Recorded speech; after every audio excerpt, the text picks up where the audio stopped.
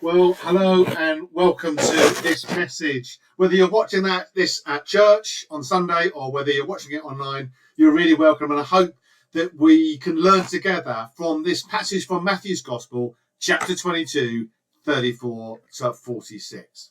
So that's Matthew 22, 34 to 46.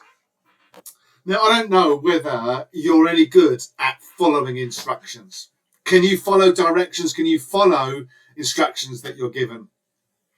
It's a kind of that sort of classic situation where you get an IKEA wardrobe and you get all these instructions, and the first temptation is that, well, I don't need the instructions. I can just work it out and I'll put it together myself. But the thing is, if you want the wardrobe to look exactly as it's meant to be, then I know from bitter experience, you need to follow the instructions. And you know why the Bible is so important and is so relevant still today is that there are many people who are trying to put their life together without reference to any real instructions, or they're pulling different things from different places and compiling their own instruction manual. Well, the Bible has some clear instructions about what it means to be living in God's way and to be living full of purpose and meaning. And so here in this passage, we get Jesus explaining some really simple instructions about how to live and about how to live according to his way and about how to live a meaningful and purposeful, God-filled life. And Jesus is speaking here. He says, in response to the teachers of the law and the Pharisees, because the teachers of the law and the Pharisees have got things kind of all mixed up and messed up. And so what's happening is that they produce kind of a list. They produce a list of all the things that have to be done. This kind of list of rituals and of things to be done. And so they've kind of lost the essence of what the law is really about. And actually, they're also misusing it as well to their own ends, to make themselves feel important and actually to make people feel less important and put down. And so they really struggle with Jesus because Jesus comes with a whole different take on the law and what it means to be religious, if you like, or what it means to be following God and following Jesus. And he has some challenging things to say. But before we kind of do down the Pharisees too much, we can easily also get complacent because, it's much easier, isn't it, to follow a list of instructions and to feel that that's all that I have to do. Give me a list of all the things that I have to do and then I'll be okay. And once you've done the list and you've ticked them all off, I'm finished. So, the list, you have to be a member of the church, you have to be a member of church council, or you have to be, to read the lesson in the church, or whatever it might be you think. But it's easy to kind of slip into that idea of all the things, as long as I do these things, I'll be okay. And Jesus says, no, actually, there's so much more to it than that. And, it's always often, and it's very steady and comforting to know that if we had this list of this kind of very rigid approach to our religious commitment, if you like, then that can be very comfortable and steady for us. And yet that also denies the challenge that Christ brings here and also the movement of the Holy Spirit that we might grow and develop as Christians and as people. And there's also an element or two when sometimes when we have that, we want to resort to that list, that kind of that very formulaic approach to Christian commitment. It's easy to get sucked into that idea of transaction.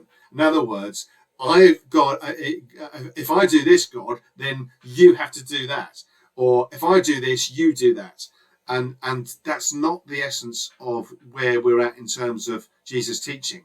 And Jesus explains very, very plainly and very clearly what it means to be following him.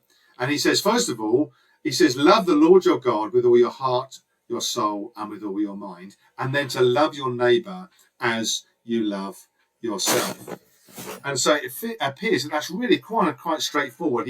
He splices to a passage from Deuteronomy and a passage from Leviticus to kind of sum up the whole essence of what it means to follow God's law and to be a follower of him, to be a follower of God. And so it's worth then, isn't it, just to have a look at what are those sort of two commands. If it's to love God and then to love others, what does that actually mean for us, and how does that play out for us? I said that Jesus brings a whole different challenge to that idea of Christian commitment. And so what is it then that this challenge involves? What does it mean for us? And so let's take that first one then, when he says to love the Lord your God, to love God with all of your heart and with all of your soul and with all of your mind. What does it mean to love God? Well, I could preach on that for a whole week, just on that one verse. But let me start by asking you this. What are you really committed to? What are you really committed to? Now, as many of you know, if many of you were asked, what is Nick really committed to? I hope you say the church and to ministry, but what is Nick really committed to? And many people would say, well, I know he's committed to Crystal Palace and watching Crystal Palace and looking out for the results and all those things. And I remember once my son asking me after Crystal Palace had lost a whole series of games, Dad, why do we support Crystal Palace? And I said, well, because I'm telling you to. You haven't got a choice, and that's where we're from. But here, what are you committed to? Are you committed to love the Lord your God with all your heart, with all your soul, and with all your mind? And what does that actually mean? Well, first of all, we want to have a look at that and 3 reasons why we should love God. So just to unpack this a bit, for 3 reasons why we should love God with all our heart, soul, and mind. And the first one is this: love God because he first loved us. To love God because he first loved us. That's the first reason why we need to be loving God. In 1 John 4:19, that it says exactly that. We love because he first loved us. God has a complete and never-ending love for you. It never ends. It's always been there. He has always loved you. He is loving you, and he will always love you. And it mentions in Romans also that there's nothing in Romans 8, there's nothing that can separate you from God's love. So first of all, love God because he first loves us. And the second reason is this, that we should love him because of who he is. We should love him because of who he is. He is the creator God. He is the one who made you. He made the world. And he created you, and he created you so that you could be part of his family, that you can be one of his children. In 1 John 3, it says this: see what the great love the Father has lavished on us, that's you and me, that we should be called his children, children of God. And that is what we are, God's children, family, under God's protection, if you like. That he's the one that loves us and looks after us and looks over us. There's a wonderful part of Psalm 121. It describes God as kind of never slumbers or sleeps. He kind of watches over us. And I've said this before, I know. But, there are parents who just sometimes, and I used to do this, sneak in just to watch their children breathing. And that's because there's that absolute love, that care and protection to watch over. So we love God because he first loved us. We love God because of who he is and because he offers that chance that we can be part of his family. But also we love because of his sacrifice and because of his mercy and forgiveness. We love also because of his mercy, his sacrifice and his forgiveness. Because whilst we were still sinners, Christ died for us. That's Romans 5 verse 8. While we were still sinners, Christ died for us. And God demonstrates his own love for us in that while we were still sinners, Christ comes and dies for us. You see, we're in a right fix. We're in a right mess. That sin, is part of who we are. And the consequence of sin is death. And we know that even in our natural world, there are consequences for wrongdoing. Never before, ever, have I given evidence in a court of law and the person to be found guilty or to even pleaded guilty, and then for the judge to say there's no sentence. That would be crazy. But in his love and his sacrifice, Christ has paid our penalty so that we can experience the love of God firsthand in relationship with him, because he's the all-loving, all-merciful, and all-forgiving God. Well, so we love God with all our heart, soul, and mind because he first loved us, because of what of who he is, that he's offered that chance for us to become his children, and because of his mercy and forgiveness and his sacrifice for us. But if that's the why we should love God, then how should we love him? How should we love him with all that we are? Well, first of all, loving God means wanting to please him in all things. Wanting to please him in all things. It's often that children, when they have a real loving relationship with their parents, they want to please them all the time. And that should be for us too, that we want always in everything we do to please God. But we also love him, and in loving him, means we worship him and acknowledge his glory, his power, and his authority. That's coming together in collective worship, to worship together. That's not coming to worship just when we feel like it or when there's nothing better on, but to come together and collectively to worship him, but also to worship him in our daily lives. To say, look, you are the one, you are the King of Kings, you are the one with all power and authority, and we come in humility and worship him. Just as those wise men did, not so long after Christmas, is it? We can think about the wise men who bow down and worship Christ and bring the gifts. And can we bring the gifts of who we are in our love and worship of him? But also, loving him means giving all that we have and all that we are. Giving all that we have and all that we are. Giving 110%. It's often football coaches or sports coaches, they might tell their teams, I want you to go out there and I want you to give 110%. Well, of course, you can't give 110%. You can only give 100%. But it's that emphasis that you give absolutely everything. And so how we love with absolutely everything. Everything we have, everything that we are, in everything that we do. We try and love God. We also love him in humility, not with our own agendas. It's even often so easy to come with our own agendas. But loving him means being completely open to his will and his way, to his direction. Not to obey the ways of the world, but to obey his ways. It means that we want to be want the same things as Christ does. We want the same things that he does.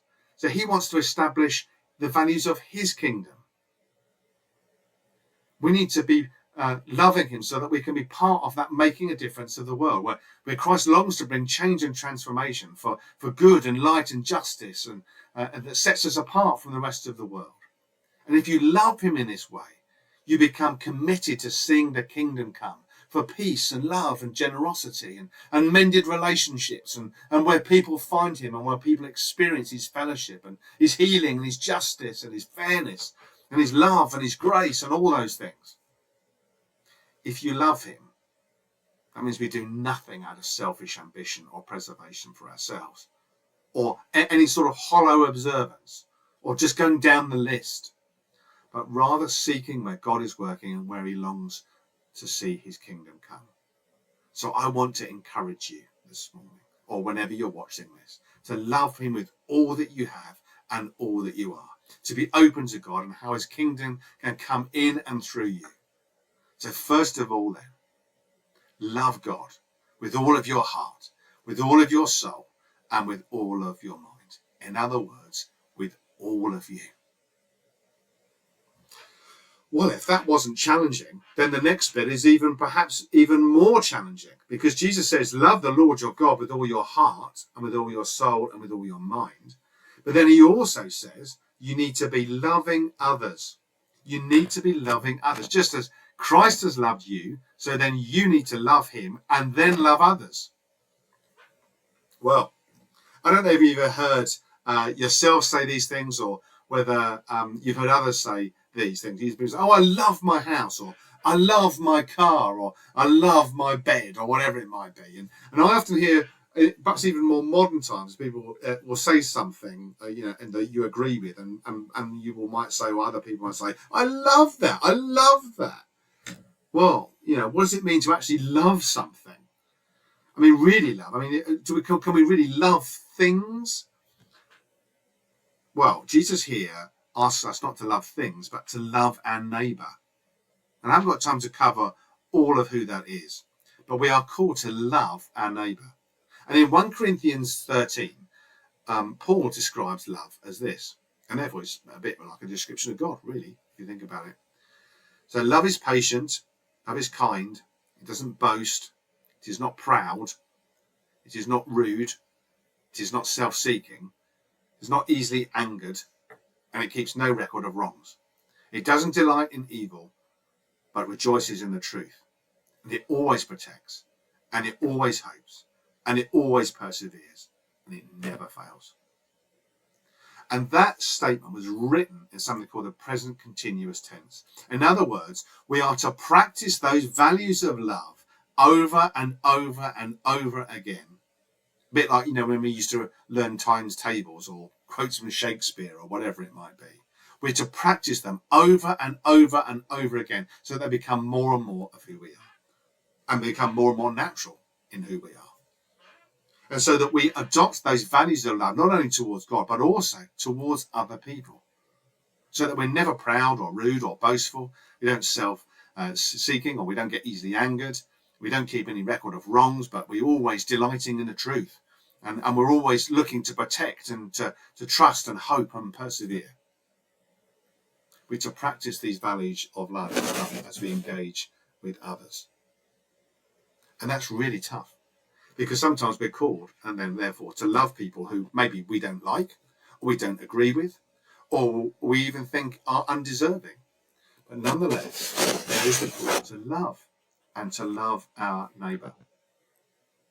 And there's a wonderful parable, isn't there, in the parable of the Good Samaritan, where the teacher of the law comes to Jesus and says, basically, after a bit to and fro, who is my neighbour? And he tells the story of the Good Samaritan, because what that person wants is a list of all the people he has to love and all the people that he doesn't.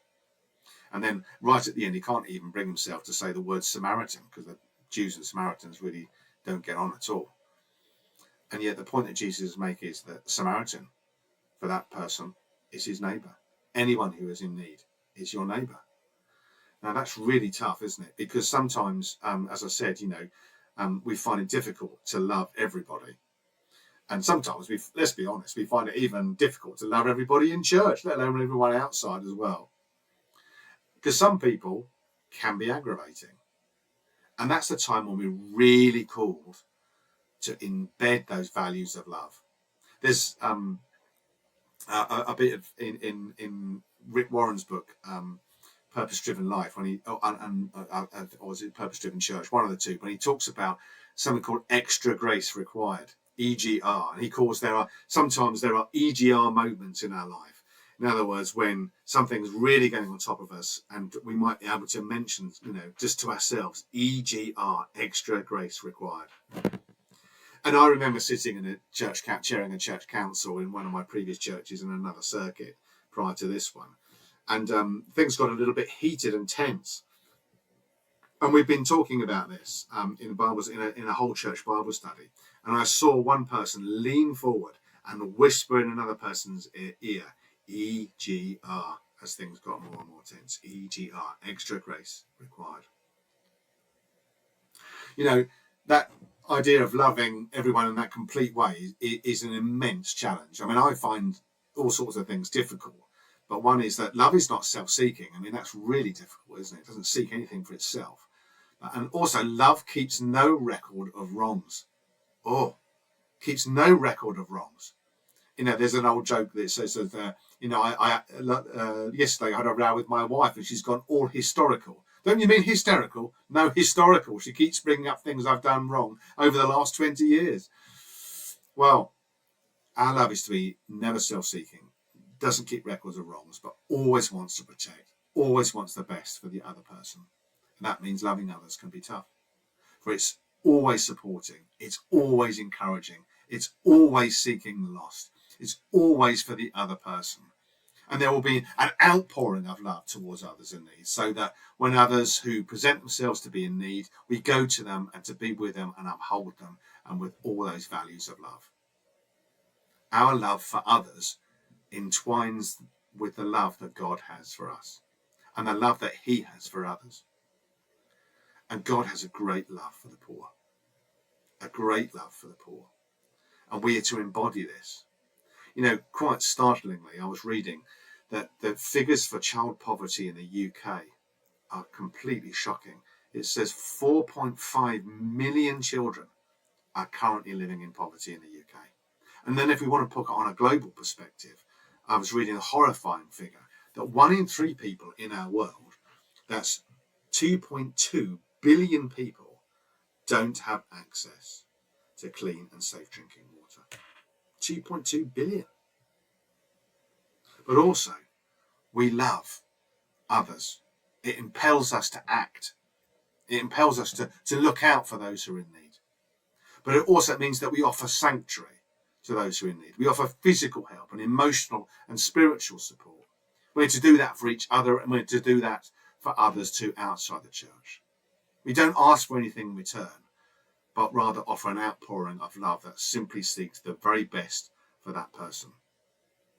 And the call to love others as we love ourselves is that all are welcome and all are loved. There is no barrier. There are no obstacles to love in action. The faith in action that comes from loving God and loving others. Not surprisingly, then, when Jesus comes with this message that is immensely challenging, not surprisingly, he continues to upset the Pharisees because they can't see beyond their own ritual observance of law.